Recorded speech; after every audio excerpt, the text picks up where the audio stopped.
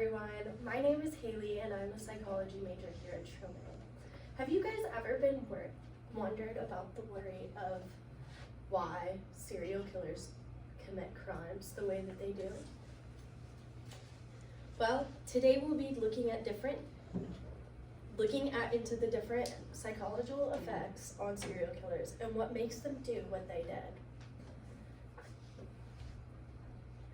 This is a serial killer conference that I had the honor of going to this summer.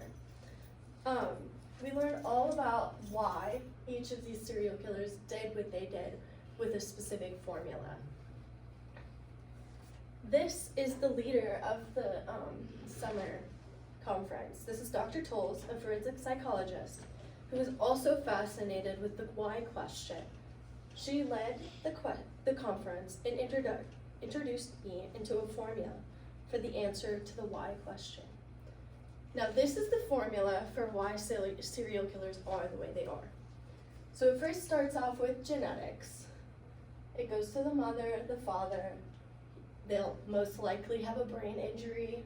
They were bullied in high school, and hormone. We will be looking into this further with a couple of examples.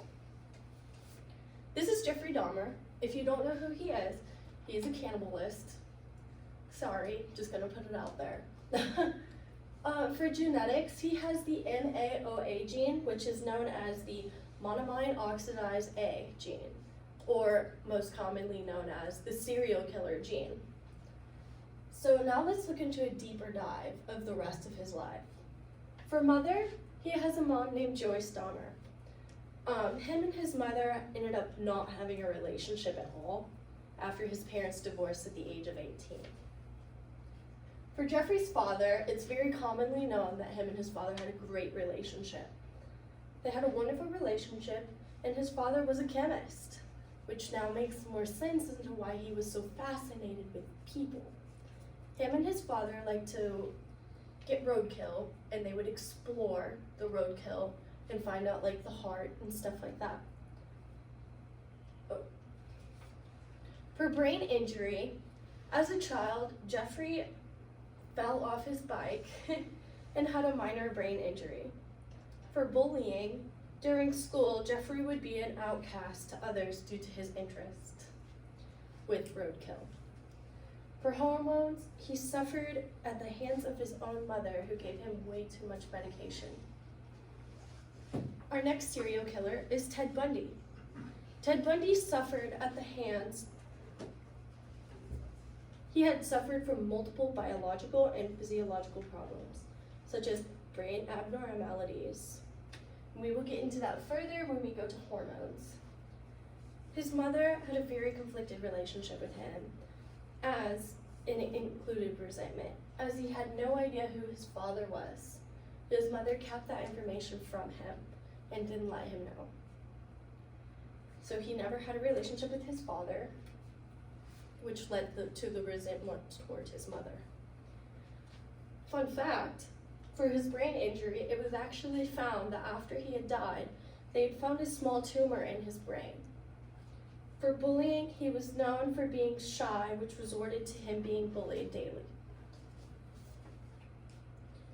Now for his hormones, he suffered from many psychological disorders. He suffered from bipolar, which is a significant mood swings that include highs and lows. He also suffered from antisocial personality disorder, which is a lack of empathy.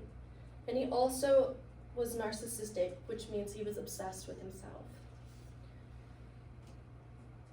To wrap up everything, it truly makes sense with the formula why they became the way they did.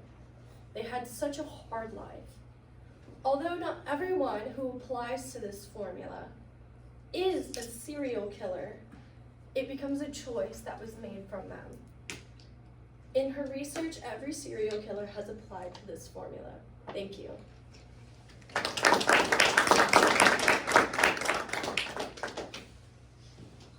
Questions?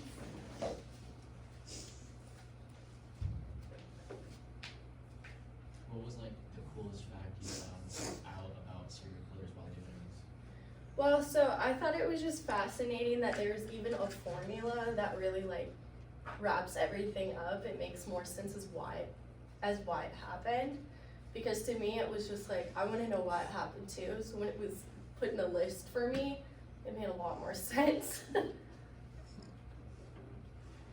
So pretty much everything. Anything else? Thank you.